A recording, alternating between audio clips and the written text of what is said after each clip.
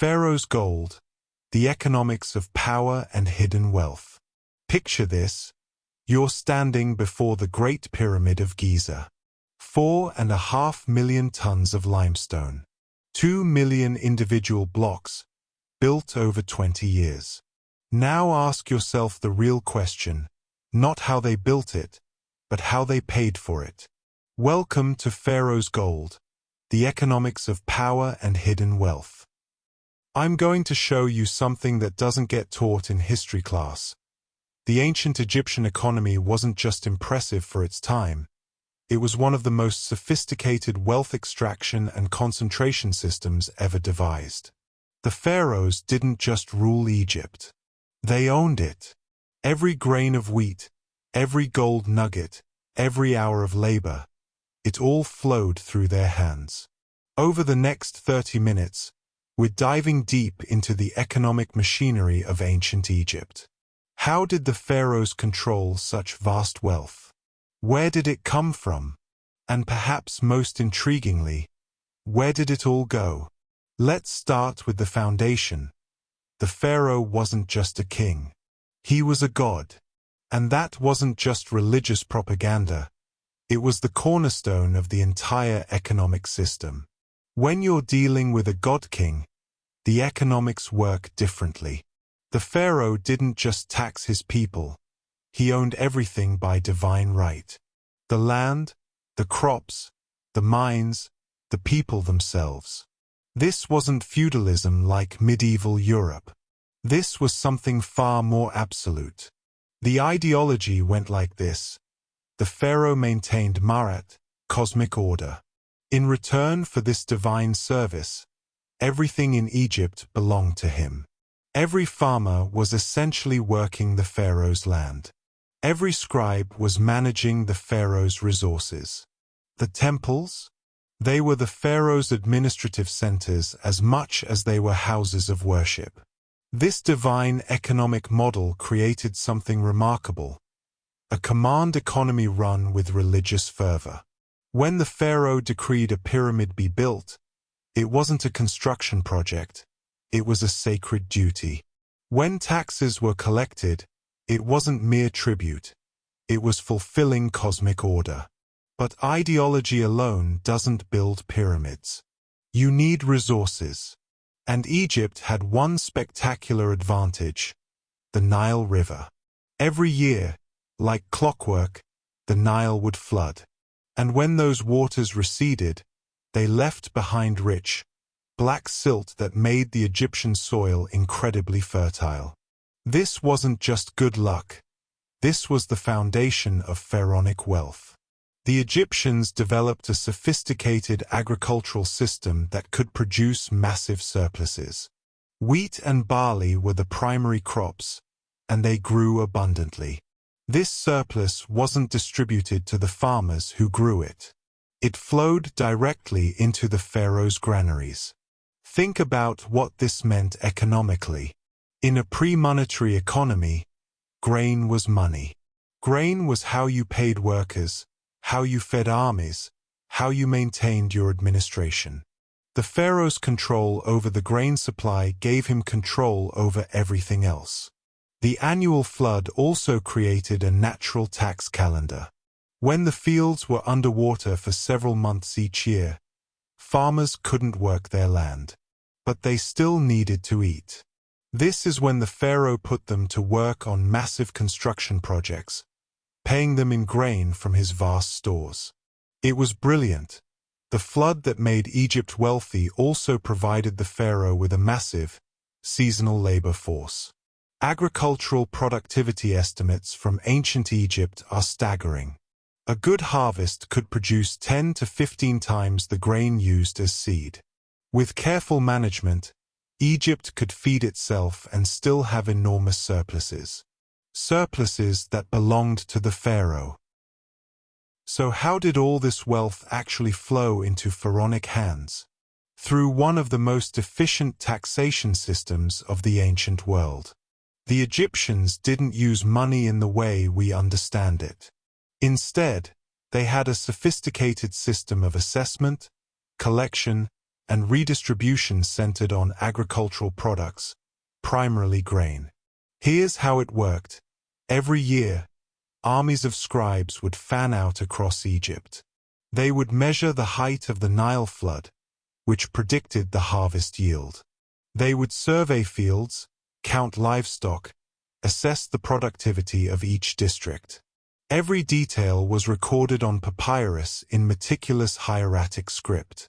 The tax rate varied based on the flood height and expected yield, but it was substantial, often around 50 to 60% of the harvest. Imagine that. The pharaoh took more than half of what you grew. But the system was more complex than simple confiscation. The scribes classified land into categories based on productivity. There was royal land, temple land, and private land, each with different tax obligations. The most productive land near the Nile was often designated as royal land, ensuring the pharaoh received the best yields. Collection was organized through a hierarchical system of officials. At the bottom were local scribes who did the actual counting and measuring. Above them were district administrators, then provincial governors called nomarchs, and finally the vizier, the pharaoh's prime minister who oversaw the entire system. Non-compliance wasn't really an option. We have records of harsh punishments for tax evasion. Beatings were common, and repeat offenders could lose their land or be pressed into forced labor. The scribes weren't just accountants. They were enforcers of economic control. The genius of this system was its comprehensiveness.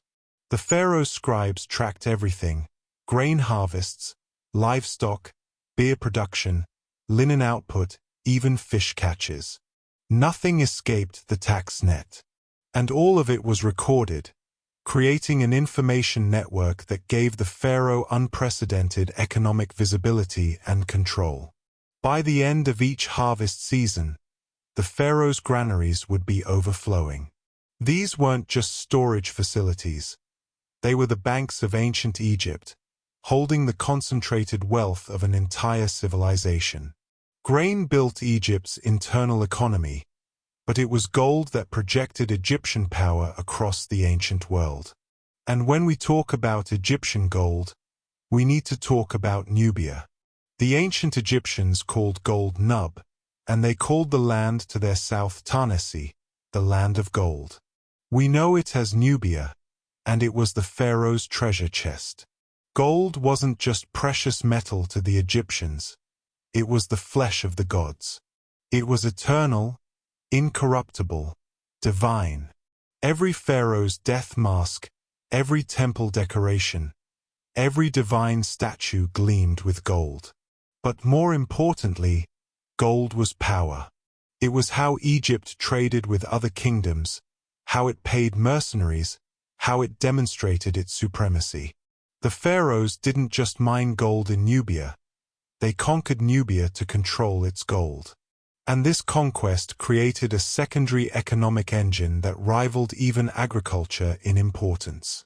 The relationship between Egypt and Nubia was complex and evolved over millennia, but one constant remained: Egyptian pharaohs wanted Nubian gold. During the Old Kingdom, Egyptians traded with Nubia, exchanging grain and manufactured goods for gold, ivory, ebony, and incense. But by the Middle Kingdom, the pharaohs decided that trade wasn't efficient enough. They wanted direct control. Pharaohs like Senusret III built massive fortresses along the Nile in Nubia, imposing stone structures that served as military bases, administrative centers, and economic control points. These weren't just defenses. They were the infrastructure of exploitation. The strategy was straightforward: military conquest followed by economic extraction. Egyptian armies would push south, subjugate the Nubian populations, and establish administrative control over the gold-producing regions. The Nubians became a subject people, their resources now property of the pharaoh. During the New Kingdom, particularly under pharaohs like Thutmose III and Rameses II, Egypt's control over Nubia reached its peak. The territory was divided into administrative districts governed by Egyptian officials, often with the title King's Son of Cush, a viceroy who answered directly to the pharaoh. This viceroy controlled everything: the mines, the trade routes, the tribute collection. Nubian gold didn't belong to Nubians, it belonged to Pharaoh. And the quantities were staggering. Tribute lists carved on temple walls record thousands of deben of gold flowing north into Egypt each year. A deben was about 91 grams, so we're talking about tons of gold annually at the empire's height. So how did they actually get the gold out of the ground? The answer reveals a darker side of pharaonic economics, one built on brutal labor conditions and systematic exploitation. Egyptian gold mining operations were primarily located in the eastern desert and in Nubia. These were harsh, inhospitable environments: scorching heat, little water, dangerous terrain. Mining gold here wasn't a career, it was often a death sentence.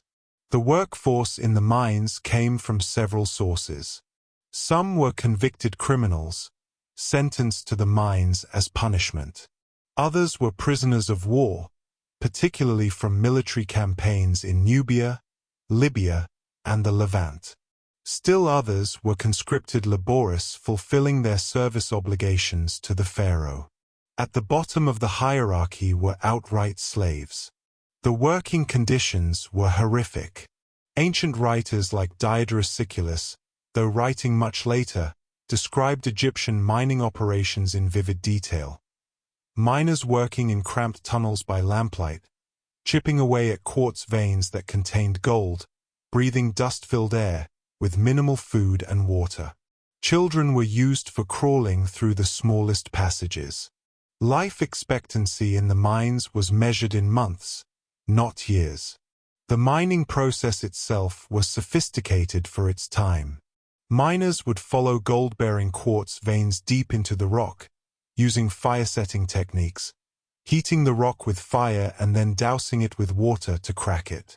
The ore was then crushed using stone hammers and grinding mills. Finally, the crushed ore was washed, allowing the heavier gold particles to separate from the lighter rock. The Egyptians also pioneered hard rock mining techniques that wouldn't be surpassed for centuries. They dug vertical shafts dozens of meters deep, with horizontal tunnels branching off to follow the gold veins. Some of these ancient mines are still visible today, testament to the scale of pharaonic gold extraction. All the gold extracted went directly to the pharaoh's treasury. There was no private gold mining in ancient Egypt. The pharaoh maintained absolute monopoly over gold production, just as he did over grain. Security was tight, the mines were guarded by soldiers, and the transportation of gold north to Egypt was done under military escort. All of this wealth, the grain, the gold, the tribute from conquered territories, had to go somewhere. Enter the royal treasuries, institutions that were part bank, part warehouse, part armory, and entirely instruments of pharaonic control. The main treasury was called the Pehej, the White House, and it was one of the most important institutions in ancient Egypt. It wasn't a single building but rather a complex of warehouses, workshops, and administrative offices, usually located in the capital city and controlled by a high official who reported directly to the vizier. The Pehej stored everything of value: grain by the thousands of tons, gold and silver by the hundreds of deben, precious stones, fine linen, incense, oils, weapons, tools. Imagine a modern central bank combined with a strategic petroleum reserve, a national armory, and a logistics hub. That's what the pharaoh's treasury was. But there wasn't just one treasury. Egypt's economic system was so vast that multiple storage and distribution centers were necessary. Temple treasuries were particularly important. Temples weren't just religious centers. They were economic powerhouses that owned vast estates, controlled their own workforces, and managed huge quantities of goods on behalf of the pharaoh. The Temple of Amun at Karnak, for instance, became so wealthy by the new kingdom that it controlled more land and resources than some entire provinces. It had its own treasury, its own granaries, its own workshops producing everything from furniture to jewelry. Technically, all of this belonged to the god Amun, but the pharaoh was the god's representative on earth, a convenient theological arrangement that gave the king indirect control over these vast resources. Record-keeping in the treasuries was obsessive. Every item that came in or went out was recorded. Papyrus documents list inventories in exhaustive detail. So many jars of grain, so many ingots of copper, so many bolts of linen. This wasn't just bureaucratic fastidiousness. It was necessary for managing an economy of this scale. The treasuries also functioned as payment centers. Workers on state projects, from pyramid builders to temple craftsmen, received their rations from the treasury. Officials received their salaries in kind: grain, beer, meat, cloth. The entire redistribution system of the Egyptian economy ran through these institutions. Perhaps most intriguingly, the treasuries held strategic reserves. In years of poor harvest, the pharaoh could open his granaries to prevent famine, reinforcing his role as the divine provider. This wasn't charity, it was smart economics and brilliant politics. By controlling the surplus and managing its distribution, the pharaoh made the entire population dependent on his goodwill. The security around these treasuries was intense. They were guarded by elite troops, often Medjay warriors from Nubia who were loyal to the pharaoh personally. Access was restricted, with multiple seals and locks. We have records of investigations into treasury theft, and the punishments were severe. Death was common for anyone caught stealing from pharaoh's stores. What's remarkable is how efficient this system was. For over 3,000 years, through multiple dynasties and periods of upheaval, the basic treasury system remained functional. It survived because it was essential. The treasuries were the heart that pumped resources through the entire body of the Egyptian state. Here's where our story takes a fascinating turn. We know Egypt was phenomenally wealthy. We have the monuments to prove it: the pyramids, the temples, the massive stone obelisks. We have written records of tribute and tax collection that describe wealth in staggering quantities. So here's the question that has puzzled archaeologists and historians for generations. Where did it all go? When archaeologists opened ancient Egyptian tombs, even royal tombs, they often found them already plundered. The famous tomb of Tutankhamun, discovered intact in 1922, contained spectacular treasures, but Tut was a minor pharaoh who ruled briefly during a turbulent period. Imagine what the tomb of Ramesses II or Thutmose III must have contained. But those tombs were emptied long ago. Tomb robbery was endemic in ancient Egypt, to the point where it became almost an industry. We have papyrus records of tomb robbery trials, where thieves were interrogated and punished. But here's the thing: the sheer scale of the missing wealth suggests something more than just opportunistic thieves. The reality is that much of pharaonic wealth was intentionally hidden, circulated in ways that left few archaeological traces, or was gradually dissipated through means we're only beginning to understand. Let's explore the secrets of where the wealth actually went. First, let's address the obvious. A huge amount of wealth went into tomb construction and funerary equipment. But this wasn't wasteful spending, it was a form of economic stimulus. Building a royal tomb was a massive undertaking that could span decades. The workers had to be fed, housed, and paid. Stone had to be quarried and transported. Artisans had to be trained and supplied with materials. All of this created employment and circulated goods throughout the economy. The workers' village at Deir el-Medina, which housed the craftsmen who built the royal tombs in the Valley of the Kings, gives us insight into this economy. These workers were well-paid specialists who received regular rations of grain, beer, meat, fish, vegetables, and oil. They could trade their surplus rations for other goods, creating a secondary market economy. The gold, jewels, and precious materials buried with the pharaoh represented stored wealth, but the labor that created those items had already circulated through the economy. When a goldsmith was commissioned to create a death mask, he was paid in rations from the royal treasury. When painters decorated a tomb, they received supplies and wages.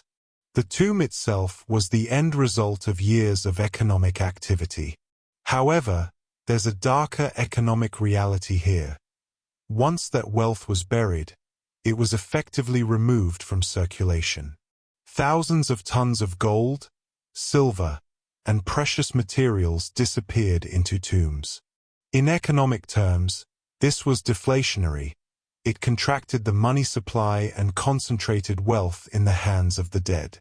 This is partly why tomb robbery became so common. The wealth was there, underground, guarded only by religious taboos and physical barriers. And economic pressures eventually overcame both. During periods of weak central authority, particularly during the First and Second Intermediate periods, tomb robbery became systematic and organized. Priests, officials, and even royal family members were sometimes complicit. But not all pharaonic wealth ended up in tombs. Much of it circulated through less visible economic networks that left few traces in the archaeological record. Foreign trade was a major outlet for Egyptian wealth. Egypt's gold was legendary throughout the ancient world.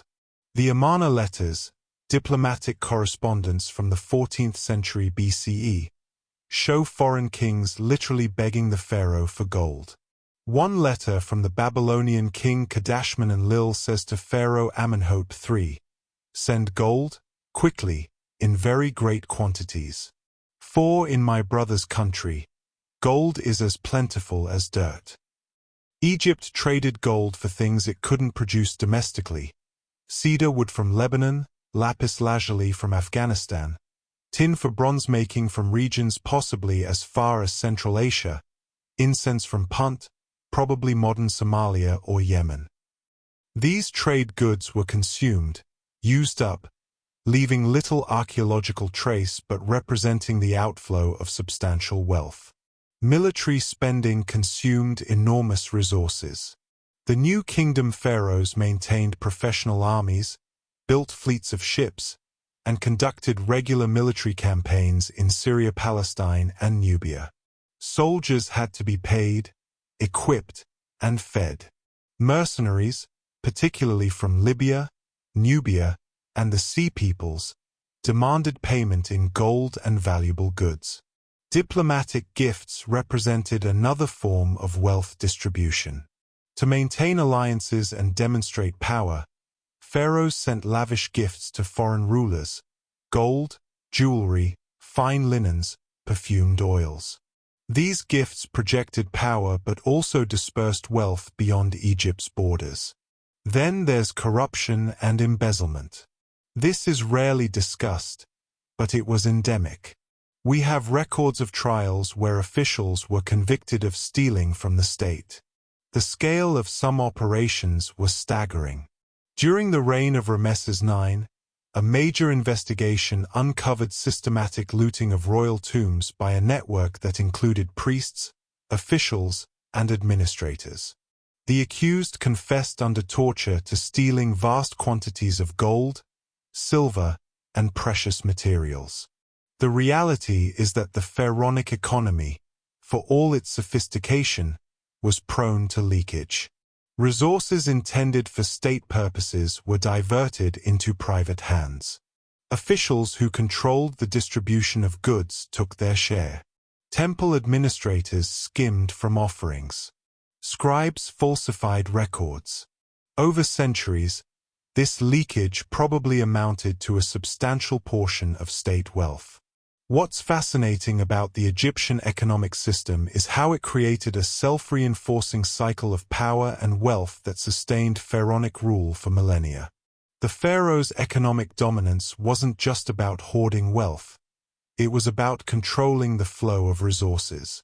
By monopolizing grain storage, the pharaoh made everyone dependent on state rations.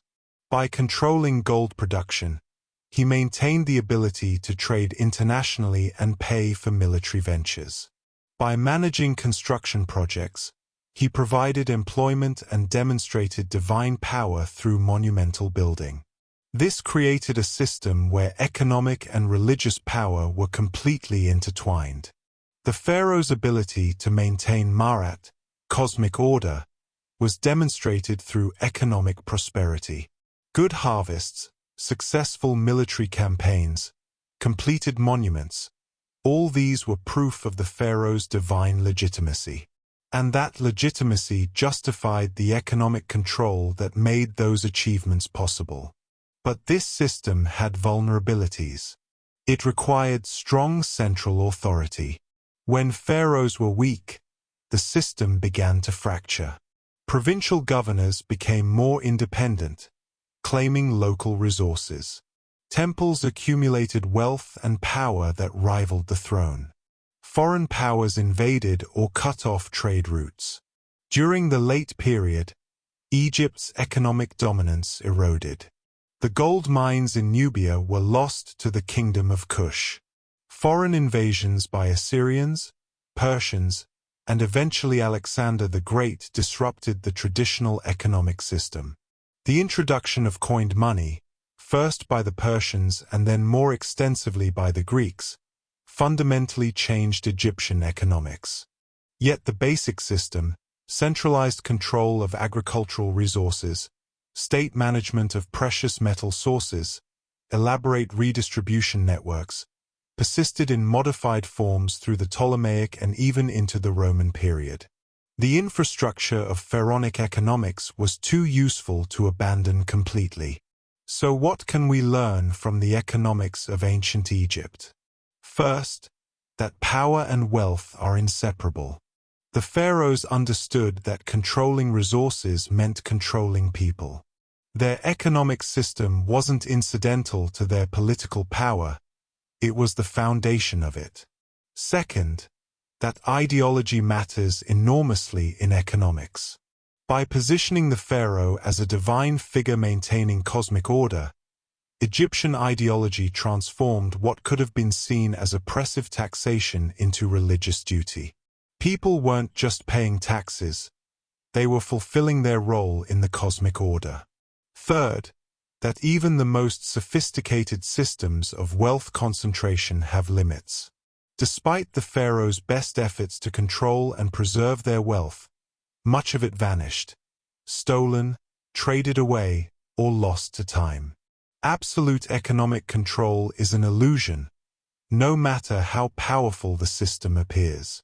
The pharaohs of Egypt built one of history's most successful and enduring economic systems.